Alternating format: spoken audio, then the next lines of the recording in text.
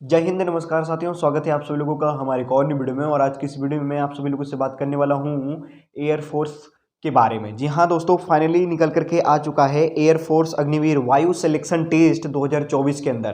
दोस्तों इसके अंदर बहुत ही अच्छे तरीके से मैं आप लोगों को point of two point note करवाने वाला हूँ, जो कि ये एक फुल डिटेल वैकेंसीज वीडियोज़ है। इसके ऊपर आप लोगों को यदि किसी भी प्रकार का डाउट होगा तो आप मुझे कमेंट सेक्शन में कमेंट करके जरूर बताइएगा।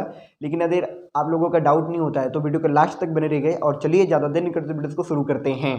दोस्तों सबसे पहले मैं आप लोगों को बता देना चाहता हूँ यहाँ पे एयरफोर्स के अंदर आप लोगों को देखने को मिल जा रहा है कि अग्निवीर का वैकेंसी निकल करके आया हुआ है दोस्तों। ठीक है दोस्तों, इंडियन एयरफोर्स अग्निवीर की जो वैकेंसी निकल करके आई हुई है दोस्तों, फाइनली 2024 के अंदर आ चुकी है। ठीक है दोस्तों, अब इसके बारे में हम लोग बात करने वाले हैं कि कब इसकी अप्लाई होगी, इसकी लास्ट डेट कब है, इसके फॉर्म फीस चार्ज कितने लगते हैं, इसकी एज लिमिट क्राइटेरिया क्या है, और इसकी एजुकेशन एंड क्वालिफिकेशन एलिजिबिलिटी क्या है, इसके फिजिकल स्टैंडर्ड टेस्ट कैसे होते हैं, और इसमें मेडिकल स्टैंडर्ड टेस्ट जो होता है वो किस प्रकार का रखा गया है।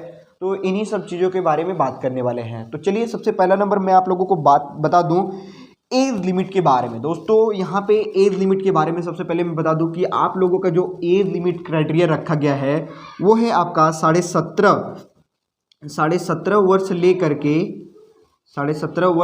के आपका 21 वर्ष तक आपका एज होना चाहिए दोस्तों। यदि आपका उम्र 17.5 वर्ष है तो भी आप इसके लिए अप्लाई कर सकते हैं। यदि आपका उम्र बढ़ करके 21 वर्ष हो चुका है तो भी आप इसके लिए अप्लाई कर सकते हैं दोस्तों। साथ ही साथ मैं बता देना चाहता हूं कि इसकी बिटवीन भी रखी गई है। नंबर 2 की बात करें यदि, तो बिटवीन रखा गया है, वो एज बिटवीन रखा गया है दोस्तों 2/1/2004 से लेकर के, दोस्तों ध्यान दीजिएगा, इतना से लेकर के आपका 2/7/2007 तक के अंदर आपका डेट ऑफ बर्थ होना चाहिए, तभी आप इसके लिए एलिजिबल हो पाएंगे दोस्तों। ठीक है दोस्तों, यदि आपका डेट ऑफ बर्थ यानी 2004 से पहले का है, 1 साल पहले का है, 2 साल पहले का है, तो आप लोग एक बार देख लीजिएगा फॉर्म भरते टाइम कि क्या आप इसके लिए एलिजिबल हो पा रहे हैं या फिर नहीं हो पा रहे हैं। ठीक है दोस्तों, अब वहीं पे बात करते हैं कि इसकी टोटल नंबर ऑफ वैकेंसी कितनी है।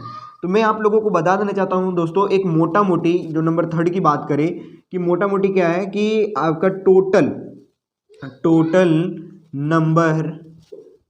नंबर ऑफ वैकेंसी, दोस्तों टोटल नंबर ऑफ वैकेंसी की बात करें यहाँ पे तो लगभग आपका 3500 पोस्ट निकल करके आ रहे हैं दोस्तों। यहाँ पे आप लोगों को देखने को मिल जा रहे हैं 3500 पोस्ट। दोस्तों इससे ज़्यादा भी हो सकता है, लेकिन आप लोग पोस्ट के ऊपर मत जाइएगा, बस आप अपने सिलेक्शन के ऊपर जाइएगा दोस्तों कि आपका सिलेक्शन इसके लिए हो पा रहा है कि नहीं हो पा रहा है, इसमें हो पा रहा है कि नहीं हो पा रहा है, तो उसके लिए आप कितना मेहनत कर रहे हैं, ये बड़ी बात होती है दोस्तों। ठीक है दोस्तों, अब यहाँ पे बात कर लेते हैं कि इसमें कौन से पोस्ट रखे गए हैं दोस्तों। तो सबसे पहला नंबर मैं आप लोगों को बता देना चाहता हूँ कि इसमें सिर्फ और सिर्फ एक ही पोस्ट है दोस्तों। वो कौन सा पोस्ट है आप लोग यहाँ पे देख सकते हैं। ठीक है, मैं आप लोगों को बता देना चाहता हूँ, यहाँ पे सिर्फ एक ही पोस्ट है, वो है इंडियन एयरफोर्स। किसका है दोस्तों? इंडियन एयरफोर्स का है दोस्तों। ठीक है दोस्तों, इंडियन एयरफोर्स का ही है, जो कि अब बदल करके क्या हो गया है, अग्निवीर हो गया है दोस्तों। क्या हो गया है? अग्निवीर हो चुका है इसका नाम भी दोस्तों। ठीक है दोस्तों, यहाँ पे आप लोगों का कंप्लीट हो गया होगा, अच्छे तरीके से समझ में आ गया होगा।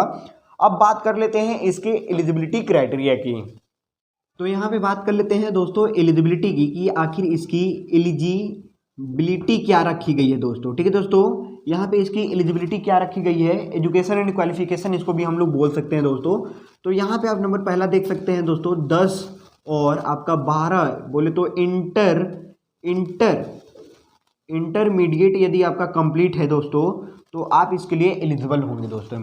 और साथ ही साथ इसमें क्या बोलते हैं कि मैथ, ठीक है दोस्तों, मैथ, इंग्लिश एंड फिजिक्स, दोस्तों फिजिक्स में आपका 50% मार्क्स होना चाहिए दोस्तों। कितना परसेंट होना चाहिए? आपका 50% मार्क्स होना चाहिए। यदि आपका 50% कंप्लीट है तो आप इसके लिए एलिजिबल हो पाएंगे दोस्तों। साथ ही साथ दूसरा नंबर मैं आप लोगों को बता देना चाहता हूँ, यदि आपने डिप्लोमा किया है 3 इयर्स का यदि आपने डिप्लोमा कर रखा है तो भी आप इसके लिए अप्लाई कर सकते हैं, जैसे कि मैकेनिकल हो गया दोस्तों, ठीक है दोस्तों, ऑटोमोबाइल हो गया, और आपका इलेक्ट्रिशियन हो गया, और इलेक्ट्रॉनिक हो गया, यहाँ पे आगे देख सकते हैं कंप्यूटर साइंस हो गया दोस्तों, और साथ ही साथ में इंफॉर्मेशन टेक्नोलॉजी का भी हो गया।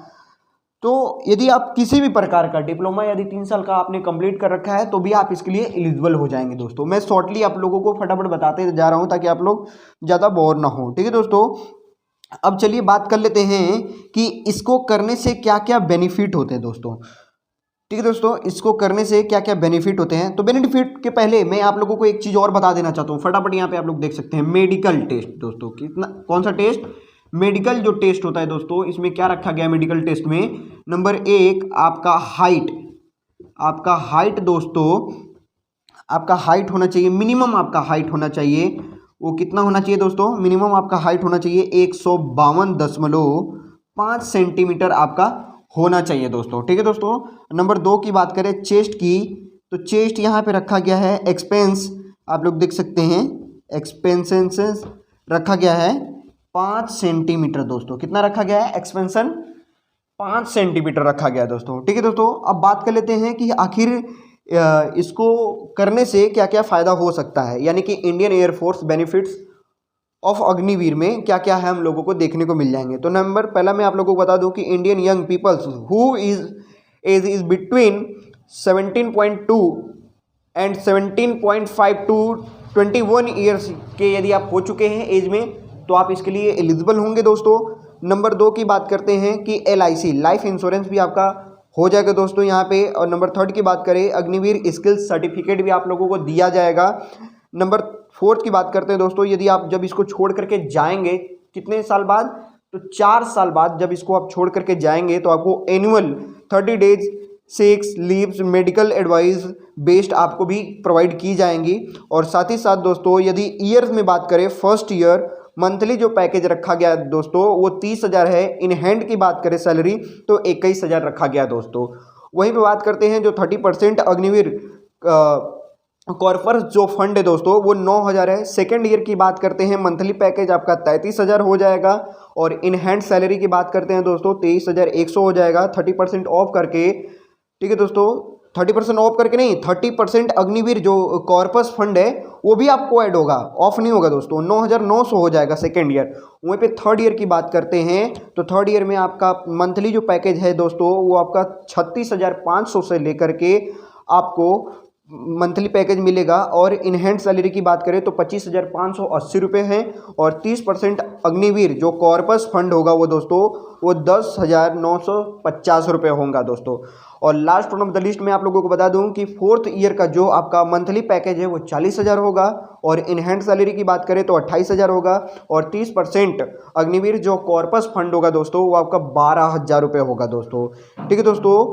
तो आप लोगों को ये कुछ टोटल 5.02 लाख रुपए की बेनिफिट्स हो रही हैं। और साथ ही साथ आप लोग जब इसको छोड़ करके जाएंगे तो 11,71,000 रुपये आप लोगों को मिलेगा दोस्तों, ठीक है दोस्तों। यहाँ तक आप लोगों को अच्छे तरीके से समझ में आ गया होगा। और साथ ही साथ अब बात कर लेते हैं कि आखिर ये फॉर्म कब से अप्लाई हो रहा है। तो दोस्तों मैं आप लोगों को बता देना चाहता हूँ कि ये फॉर्म अप्लाई हो रहा है 17 जनवरी 2024 से। और इसकी लास्ट डेट है 6 फरवरी 2024। और एग्ज़ाम फीस की बात करते हैं लास्ट डेट तो 6/2/2024 इसका लास्ट डेट है दोस्तों। बात करते हैं इसके एग्ज़ाम डेट की तो एग्ज़ाम डेट आपका रखा गया है 17/3/2024 यानी 17 मार्च 2024 में इसका एग्ज़ाम कंडक्ट करवाया जाएगा दोस्तों। एडमिट कार्ड की बात करते हैं तो बिफोर एग्ज़ाम आपका एडमिट कार्ड निकल करके आ जाता है, जैसा कि आप लोगों को पहले भी पता होगा दोस्तों। चलिए आप लोग को मैं फटाफट और भी आगे जानकारी दे देना चाहता हूं कि जो एग्जामिनेशन फीस लगते हैं वो जनरल OBC EWS के लिए 550 रुपये रखे गए हैं, SC ST के लिए 550 रुपये रखे गए हैं। और इनको किन किन माध्यम से हम लोग पे कर सकते हैं तो डेबिट कार्ड के थ्रू पे कर सकते हैं, क्रेडिट कार्ड के थ्रू कर सकते हैं, नेट बैंकिंग के थ्रू भी कर सकते हैं।